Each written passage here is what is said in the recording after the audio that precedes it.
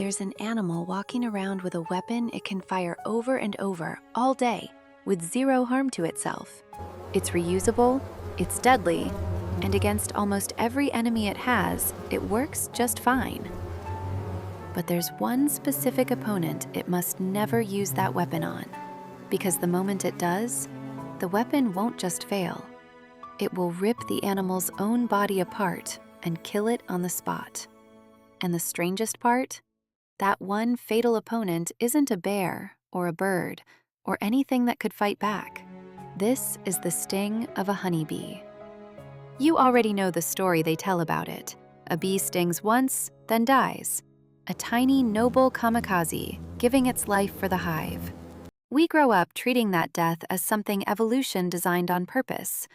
But that's not what's happening at all. The bee was never meant to die when it stings. And the thing that kills it is you. Start with something odd. Only females sting. The reason is simple. The sting began as an egg-laying tool, something only females had in the first place.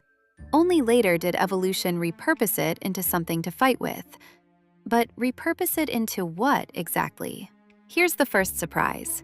Take the sting of a wasp or a hornet and magnify it, and you'll see something smooth and even, like a fine medical needle. Now do the same to a honeybee. The whole thing is covered in sharp, backward-pointing barbs. It isn't a needle at all. It's a harpoon. Which raises an obvious problem. Why would evolution hand a bee a barbed harpoon when a barbed harpoon is exactly the kind of thing that gets stuck and kills its owner?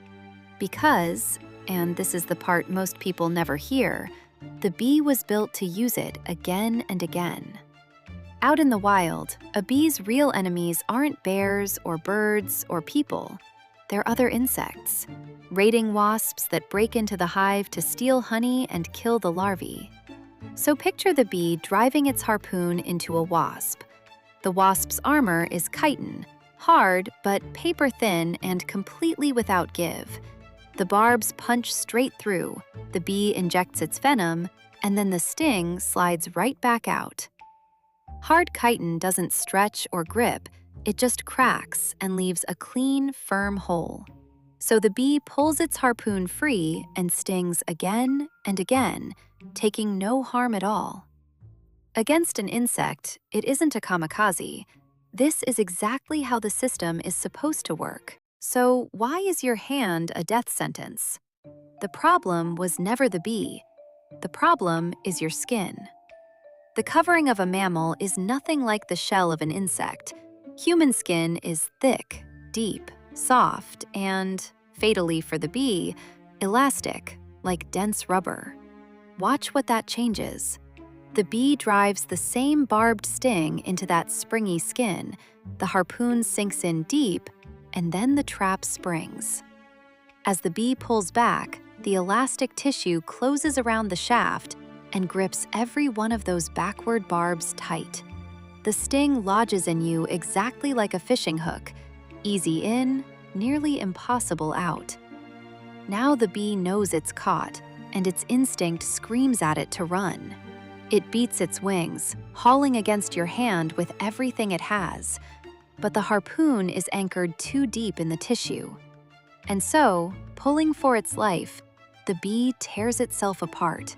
The sting, the venom sac, the muscles around it, even part of the bee's gut, all of it rips away from the body and stays behind, buried in your skin, still pulsing, still pumping venom into you on its own. The bee flies off mortally wounded and dies a few minutes later. If you want more familiar animals whose common knowledge falls apart the second you look closely, subscribe. I've got a whole list of them. So the next time a bee stings you and you spot that little sting still twitching in your skin, don't read it as nature's plan for self-sacrifice. You're looking at an accident. The bee fired a weapon built to punch through armor and slide back out, and ran into the one thing it was never designed for: a soft rubber trap that turned its reusable harpoon into a one-way ticket.